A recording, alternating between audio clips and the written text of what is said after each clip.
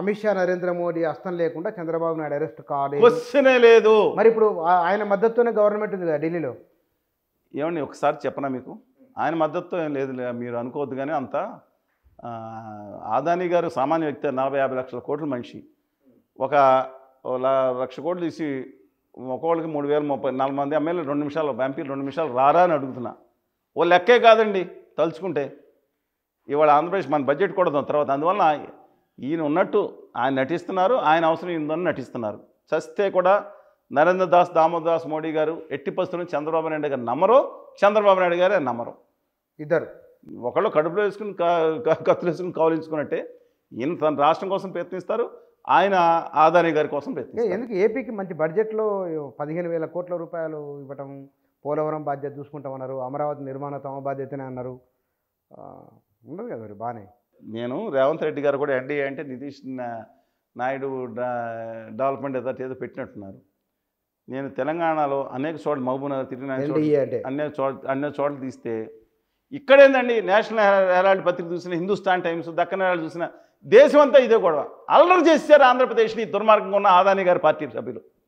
దయచేసి మా humble request తెలంగాణలో ఉన్న దేశంలో ఉన్న అందరికీ విజ్ఞప్తి చేస్తాను, మోసం చేస్తున్నారండి ఆదాని గారి పార్టీ మనుషులు. దయచేసి గుర్తుంచుకోండి.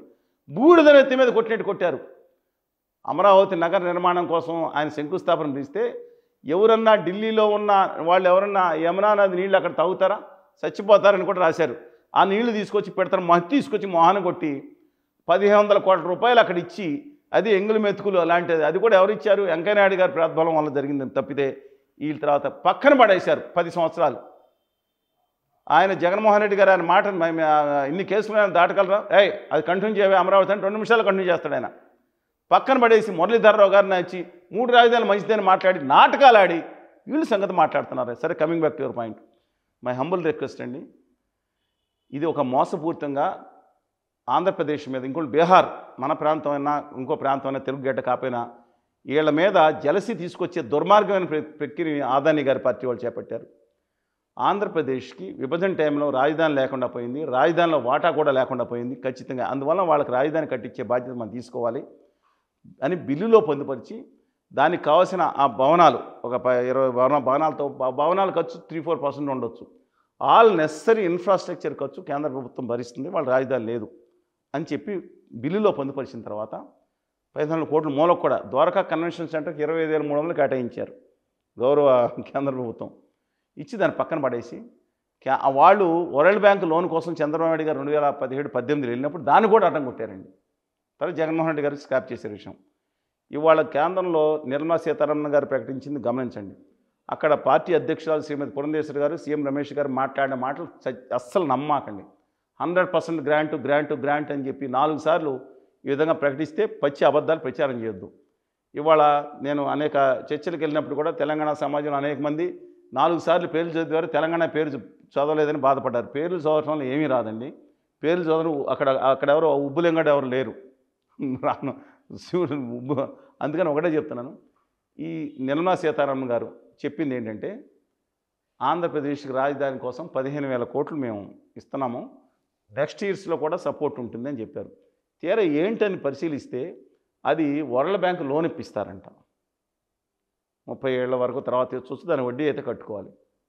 దీనికోసం కొంతమంది భాష్యం తీసి, ఇంతకుముందు మరి జగన్మోహన్ రెడ్డి గారు స్థానిక బ్యాంకు నుంచి 50,000 కోట్లు లోన్ పెట్టుకొచ్చారు. అది లోన్ ఇప్పిస్తే ఏంటంటే కట్టాల్సింది కేంద్ర ప్రభుత్వం అయితే దాని గురించి కొంతమంది తెలుగుగాళ్ళు ఉత్తర భారతీయ జనతా పార్టీకి సంబంధించిన ఆదాని గారి పార్టీకి సంబంధించిన నేతలందరూ మాట్లాడుతూ ఉంటూ కేంద్ర ప్రభుత్వం కౌంటర్ ఇచ్చింది కదా, మరి వాళ్ళే కట్టుకోవాలి కదా అని అతి తెలివిగానే సూత్రం ప్రకటిస్తున్నారు. హైదరాబాద్ అర్బన్ డెవలప్మెంట్ అథారిటీ ఒక 20 సంవత్సరాల క్రితం తీసుకున్న లోన్ ఏదైతే ఉందో అలా నెంబర్ ఆఫ్ లోన్స్ ఈ దేశంలో దాదాపు లక్షల కోట్ల రూపాయల లోన్స్ వరల్డ్ బ్యాంక్ నుంచి కానీ ఇతర అంతర్జాతీయ సంస్థలు కానీ తీసుకున్నప్పుడు ఏ రిపబ్లిక్ కింద ఉన్న ఇండియా మాత్రం కౌంటర్ గ్యారంటీ చేస్తే రాష్ట్రాలకు ఇస్తారు. రేపొద్దున రాష్ట్రాలను ఎవరు వచ్చి పట్టుకుంటారు? దేశం అంతే ఉంటుంది కాబట్టి. అంతే తప్ప వాళ్ళు భరిస్తారని కాదు. ఆ రోజు ఆంధ్రప్రదేశ్ ప్రభుత్వం కట్టని సందర్భంలో కొన్ని సంస్థల నుంచి కేంద్రం పొళ్ళోడగొట్టి ఉమ్మడి ఆంధ్రప్రదేశ్ రాష్ట్రం నుంచి వసూలు చేసింది. వాళ్ళు ఇచ్చిన వడ్డీ కాకుండా ఫెసిలిటేషన్ ఛార్జీ అని కూడా ఎక్స్ట్రా కమిషన్ కూడా కేంద్ర ప్రభుత్వం వేసిందని అవుట్ వెరిఫై అండి అది హౌ మచ్ అనేది. అందువల్ల అది ఉచితంగా ₹1 కూడా రాలేదు. ఇస్తే 500 1000 ఇంట్రెస్ట్ సబ్సిడీ ఏమైనా ఇస్తారేమో, అది రాలేదు. అలాగే పోలవరం ప్రాజెక్టు మీద దుర్మార్గమైన ఈ రిహాబిలిటేషన్ రీసెటిల్మెంట్ అనేది ఇవ్వటానికి వీల్లేదు అనే విధంగా ఏది ఫుల్ 150 లెవెల్కి అనే విధంగా ఒక నిర్ణయం అదానీ గారి ప్రభుత్వం తీసుకుందని దాని మీద రాష్ట్ర ప్రభుత్వాన్ని బ్లాక్మెయిల్ చేస్తుందని నా ఆరోపణ. నేను గౌరవనీయురాలు నిర్మలా సీతారామన్ గారితో కూర్చున్నప్పుడు మేము కానీ పోలవరం యూనివర్సిటీ డాక్టర్ సంతోష్ గారు కానీ అనేక మంది మేము కూర్చున్న సందర్భంలో ఆవిడ స్పష్టంగా ఈ రాష్ట్ర ప్రభుత్వం అవినీతి చేసి ఇష్టం వచ్చినట్టు మాట్లాడారు. నేనేమన్నానంటే మీకు రిహాబిలిటేషన్ మీరే చేయండి, ఎవరుద్దన్నారు, మీరు చెప్తే కాదనే రాష్ట్ర ప్రభుత్వం ఉందా? మీరే చేయండి, నేను కోరుకుంటున్నాను. అనేక చోట్ల అక్కడ ప్రాంతాలకు వెళ్ళాను, అక్కడ ముంపు గ్రామాలు పర్యటించాను, అక్కడ హెల్త్ క్యాంపులు పెట్టిన వాడిగా చెప్తున్నాను. రిహాబిలిటేషన్ రీసెటిల్మెంట్ ఏదైతే ఉందో దాని ముందర వాళ్ళు న్యాయం చేయాలి. వాళ్ళు ముంచేసి ఆ నీళ్లు వాళ్ళు ముంచేసి ఆ లైట్ దీపకాంతులతో మేము ఆనందంగా ఉండాలని కోరుకునే జనం కాదు మేము అని చెప్పిన తర్వాత వాళ్ళు స్టేజ్ 1 అని పెట్టి కేవలం 135 అడుగులు డెడ్ స్టోరేజ్ లెవెల్గా చేయడానికి అనే కుట్ర జరుగుతుంది. కేవలం నిధులు ఇస్తారు, ఆల్రెడీ పెండింగ్ అప్రూవ్ అయిపోయింది 12,911 ప్లస్ ఆ నిధులు అప్రూవ్ అయిపోయి చాలా కాలం అయింది, 3-4 సంవత్సరాల నుంచి ఆపెట్టేశారు. అది రెడీగా ఉంది, యాక్చువల్గా అకౌంట్లు పెట్టారు, డిస్బర్స్మెంట్ కూడా రెడీగా ఉంది. ఆంధ్రప్రదేశ్ ప్రభుత్వాన్ని బ్లాక్మెయిల్ చేస్తూ ఉన్నారని ఆరోపిస్తున్నా. ఎందుకని ఆ డెడ్ స్టోరేజ్ లెవెల్కే ఒప్పుకోండి, డ్యామ్ కట్టేసుకోండి మీరు. ఇంకో కుట్ర ఏంటంటే అదానీ గారి పార్టీ కుట్ర, దాన్ని ఎత్తకం రాక్ఫిల్ డ్యామ్ మాత్రం మిగతా దాదాపుగా అయిపోయింది. కింద ఏదో చిన్న డయాఫ్రామాలు చిన్నది అయిపోగానే ఆ ఎత్తకం రాక్ఫిల్ డ్యామ్ అంటే ఆ రాతి మట్టి కట్టడం, ఆ కట్టడం కట్టేసి మోడీ గారు అదానీ గారు బ్యాచ్ అందరూ వచ్చి చప్పట్లు తెరిచేసి ప్రాజెక్ట్ అయిపోయిందని భూబంధం దద్దలేటప్పుడు అన్ని పేపర్లో 100 కోట్ల అడ్వర్టైజ్మెంట్ ఇస్తారు. ప్రజల్ని మొత్తం వాళ్ళకు బడ్జెట్లో ఇప్పుడు ప్రెస్ మీట్ పెట్టి ముఖ్యమంత్రి అన్నారు కేంద్ర ప్రభుత్వం బడ్జెట్లో కొన్ని కేటాయింపులు చేసింది మనకు అని కూడా వారు అన్నారు. ముఖ్యమంత్రి గారు అన్న వెంటనే తర్వాత బయటకు వచ్చారు. ఆయన పూర్తి వివరాలు తెలిసిన తర్వాత అయితే అప్పు అయితే ఏదో ఒకటి వచ్చింది కదా అంత సంతోషం అన్నారు. ఏమి ఇప్పుడు కోర్టులో చాలా విషయాలు ఉన్నాయి, మీకు తెలుసు కదా. కోర్టులో లాంగ్ ఫ్యూడ్ జరిగిన వాళ్ళు అప్పుడు వీళ్ళు అయిపోతారు. గెలిచినాడంట, ఓడిపోయినాడంట, కోర్టు దగ్గర ఏడుస్తాడంట, గెలిచినాడు ఇంట్లోకి వెళ్ళి తలుపేసుకుని ఏడుస్తాడంట. ఇప్పుడు ఏమి సిచ్యుయేషన్ చేయలేదు. ఆంధ్రప్రదేశ్కి అన్యాయం, చంద్రబాబు నాయుడు గారికి ఆంధ్రప్రదేశ్ న్యాయం చేయాలని ఉండదా? ఖచ్చితంగా న్యాయం చేయాలని ఉంటుంది. ఇప్పుడు గట్టిగా మాట్లాడి ఫెయిల్ అయిపోయావంటే పక్కన జగన్మోహన్ రెడ్డి గారు లేచి నువ్వు ఫెయిల్ అయిపోయావు కదా అంటారు. ఇప్పుడు ఇక్కడ అంటేనేమో వీళ్ళకి బాధ, అక్కడంటే తప్పనిసరిగా మెచ్చుకోవాల్సిన బాధ. ఏం చేయాలండి ఇప్పుడు? అంటే ఈ లెక్క మరి తెలుగు రాష్ట్రాలు తెలంగాణకు తెలంగాణకు వస్తున్న సబ్జెక్టు. అందువల్ల వాళ్ళు ఇంకో మాట మాట్లాడింది, అదొక పోలవరం దగ్గర ఒక దుర్మార్గమైన కుట్ర. అదానీ గారి పార్టీ, అదానీ గారు సెల్స్ ఆంధ్రప్రదేశ్లో పెట్టారు మనుషుల్ని, వాళ్ళ సొంత మనుషులు పెట్టుకుని ఆ పోలవరం రెండో దానికి రిహాబిలిటేషన్ నిర్వాసితులకి కేంద్ర ప్రభుత్వం మోడీ గారు నడితే బాగుండదో, ఆంధ్రప్రదేశ్ ప్రజలు ఇచ్చాపురం నుంచి అనంతపురం వరకు ప్రజలు వీళ్ళ పొళ్ళు ఓడగొట్టి సెస్ వేసి నడుము మీద బాది ఏళ్లతో వసూలు చేసి కట్టిద్దామని చెప్పి అదానీ గారి బ్యాచ్ ప్రచారం చేస్తూ ఉంది.